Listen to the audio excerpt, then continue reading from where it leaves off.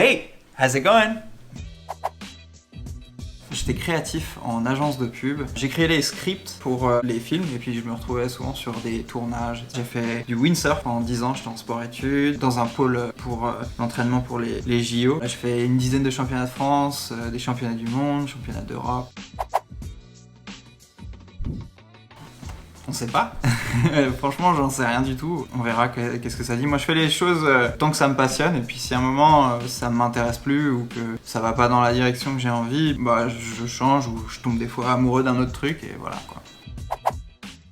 Donc moi j'ai découvert le FPV en tournage. Il y avait un gars qui filmait avec un gros drone à un Alta. Entre les prises, il s'amusait sur le côté avec un petit drone qui allait super vite. Et c'était un drone FPV. Je me suis dit putain ça peut être marrant et tout. Et au début je voyais ça vraiment comme un jouet. Je lui ai demandé des conseils. Enfin personne ne faisait de vidéos avec ces drones à ce moment-là, à part pour YouTube. Personne faisait ça en tournage. Il m'a dit tiens prends un Tiny Whoop, essaye. J'ai essayé et au final ça m'a vachement plu. C'est mon métier, je fais ça à plein temps depuis 2 ans, presque exactement aujourd'hui. Oui, ça arrive carrément souvent. T'as des moments où t'as pas forcément de flow, ça demande d'être assez artistique. Parfois, ça vient pas. Ça m'arrivait aussi en windsurf. Pendant 2-3 mois, on était mauvais, quoi. C'est un truc qui arrive, il faut pas s'en inquiéter, on en ressort que meilleur à la fin. Tout. Pendant longtemps, je faisais un sport qui était vachement basé sur l'adrénaline. Vu que j'étais à Paris, je peux pas vraiment en faire. Du coup, j'étais un peu dans ce truc où je cherchais un nouveau hobby, où j'avais besoin d'adrénaline, quelque chose qui me passionne vraiment. Le FPV est arrivé comme ça. En fait, ouais, on a plein d'adrénaline, on a une sensation de liberté. Le fait que ça te pousse à sortir de chez toi, en fait, d'aller découvrir des endroits, puis ça m'a fait apprendre plein de choses. Ça m'a fait pousser un peu plus dans la vidéo, l'électronique, l'impression 3D, plein de choses. Généralement, je bosse sur des machines, je me repose, parce que j'aime bien glander, j'aime bien rien foutre. Oui, j'aime bien les voitures. Il y a plein de choses qui m'intéressent, la vidéo de manière générale, beaucoup de sports de glisse.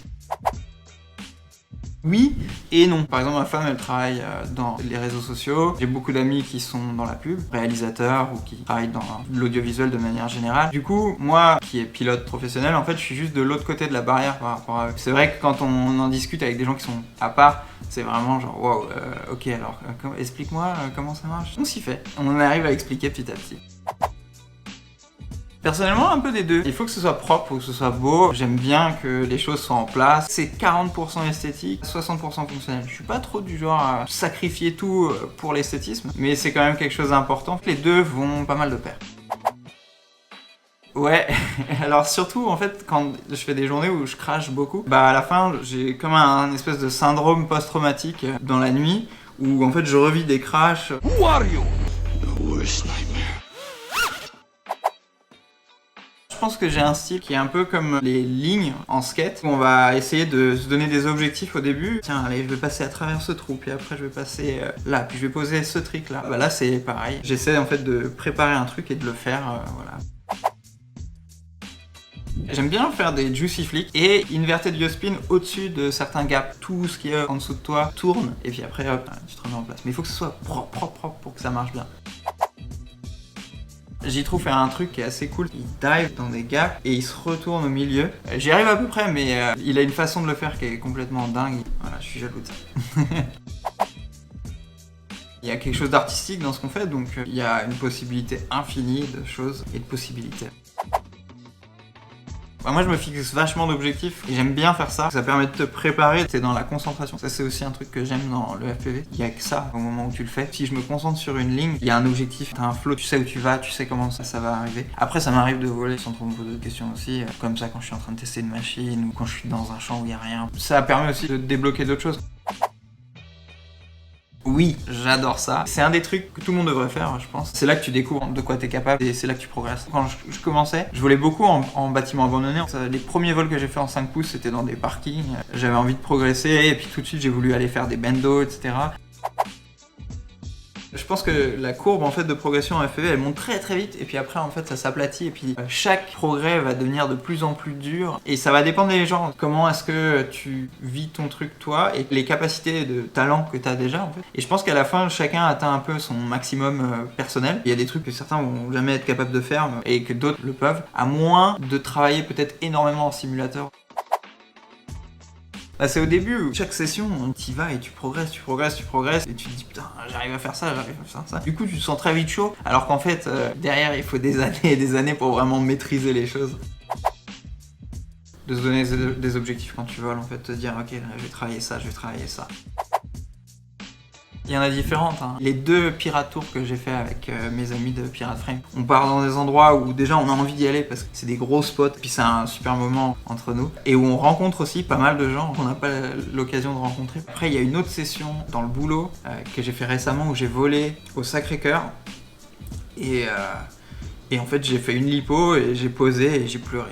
Et je crois que c'est la seule fois de ma vie où ça m'est arrivé de faire ça, mais ouais, il y avait un truc, c'était le matin, lever de soleil, et je me suis senti hyper fier d'avoir le droit de voler là légalement, que le Sacré-Cœur m'autorise, que la production me fasse confiance de faire ça, et je me suis dit putain, j'ai repensé aux 3 ans de pilotage que j'avais, et ça m'a vraiment touché d'avoir le privilège de pouvoir faire ça, et puis c'est magnifique, c'est un endroit que moi j'adore, il y a beaucoup d'émotions dans ce vol, et ça reste un de mes plus beaux moments dans le FPV. J'ai fait une pub pour Yves Saint Laurent, j'ai pu voler aux Invalides, au Sacré-Cœur, à la Cité de l'Architecture qui est juste en face de la Tour Eiffel. Il y a beaucoup de bendo que j'adore, je pense notamment au Fort de Vosgeot, le spot qu'on a fait du côté d'Albi pendant le Pirate Tour 1. Il y a pas beaucoup de spots comme ça en France. Ça c'est mon type de spot préféré, ça reste les bendo par contre. Alors la Tour Eiffel...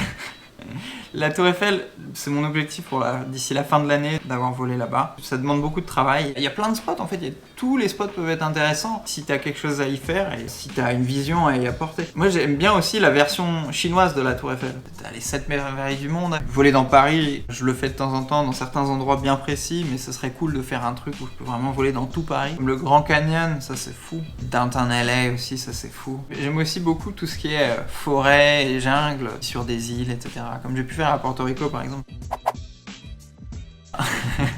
Tous les spots peuvent être cool, mais en vrai, un champ vide, je m'amuse pas trop là-dessus.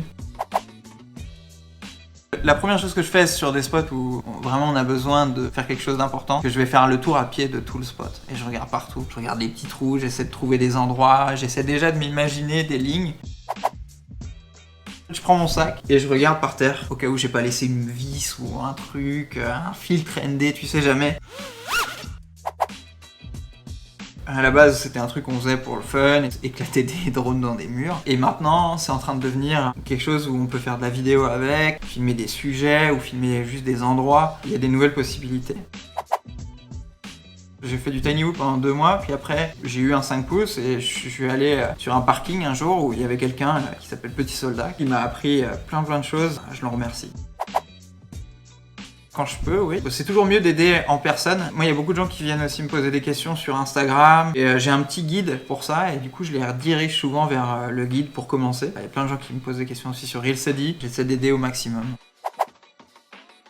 Un acteur de comédie à la base, Kevin James, qui a commencé à faire des petits courts-métrages humoristiques, PewDiePie aussi. Vraiment, je regarde tout le temps. Je trouve ça fascinant la façon dont il a réussi à se réinventer. Il a une évolution et ça marche toujours. Donut Media, Villebrequin. Et les deux, ils ont vraiment dépoussiéré ce que c'était que de parler de voiture, Good Mythical Morning. Un espèce de petit show. Il y a plein de sujets qui couvrent. Et une dernière, c'est Hot Ones. C'est un show où ils mangent des ailes de poulet avec des stars. Donc c'est un format interview. Plus les ailes de poulet deviennent piquantes, plus les questions aussi. Ils deviennent comme un peu bourrés et ils se mettent à se lâcher, à raconter des trucs et c'est assez cool.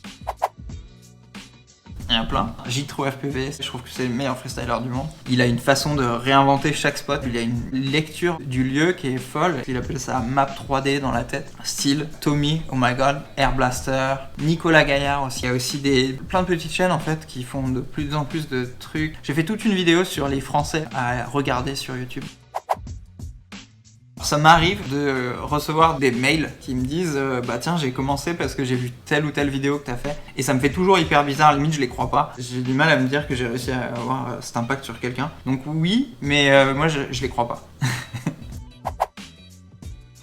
Il faut s'accrocher. Lancez-vous si vous avez envie de le faire parce que c'est fun et pas parce que vous avez envie de faire du cinéma avec. Faut commencer le FPV parce que vous aimez la sensation que ça produit et sinon très vite vous allez vous manger les dents contre un mur, vous n'aurez pas envie de continuer. Et persister, bien se renseigner, n'hésitez pas à faire une petite recherche Google ou sur YouTube, Facebook aussi. Puis s'approcher des communautés locales aussi. Pas sur le FPV, mais un jour, je volais dans un parc. Il y a un petit qui m'a appelé de l'autre côté du parc. Il a fait « Monsieur, vous êtes Squeezie ?» Et j'ai dit « Non !» Et il a rien dit, il est juste parti comme ça. Il est parti en courant. Après, il y a toujours les mêmes questions qui ressortent. Hein. Ça va à combien? Tu peux aller à quelle hauteur, quelle distance, etc. On nous a déjà demandé une fois est-ce qu'on pouvait livrer des barrettes de shit d'un immeuble à un autre.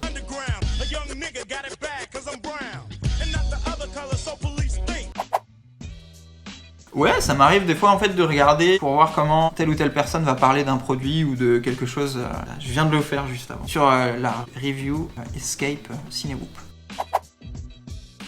Les voitures ou les expériences, je trouve ça marrant, mais c'est pas ce que je vais faire moi. Par contre, il y a des trucs comme Cinélifting, ça m'intéresse grave. D'ailleurs, il y a un groupe Facebook, FPV Cinélifting. Ou le pigeon, on va faire une Blackmagic, on va la démonter, on va la mettre à l'intérieur de la frame. Ça, je trouve ça hyper cool et hyper intéressant. Avec les gars avec qui je vole, non, ça se passe super bien. Avec Jocelyn par exemple, on va chercher un petit peu, mais c'est pas de la rivalité, c'est une mini compétition entre nous. Ça c'est la réalité, puis après t'as internet. Le FPV c'est un truc qui est assez rassembleur, qui intéresse plein de gens, donc forcément tu vas avoir des personnalités différentes et il va y avoir des trucs qui vont s'y passer, il peut y avoir des clashs. Moi généralement j'ai le plus de problèmes quand j'ai la sensation que les gens, il y a un manque de sincérité dans leur démarche, ou qui font pas ça juste pour se marrer, mais qui font ça, ils sont venus là parce qu'ils cherchaient déjà à la base à se faire de la thune. Donc des gens qui essaient de profiter de la communauté comme c'est déjà arrivé plusieurs fois. Je suis toujours un peu plus réticent et généralement je vais le dire et après ça va m'attirer quelques embrouilles.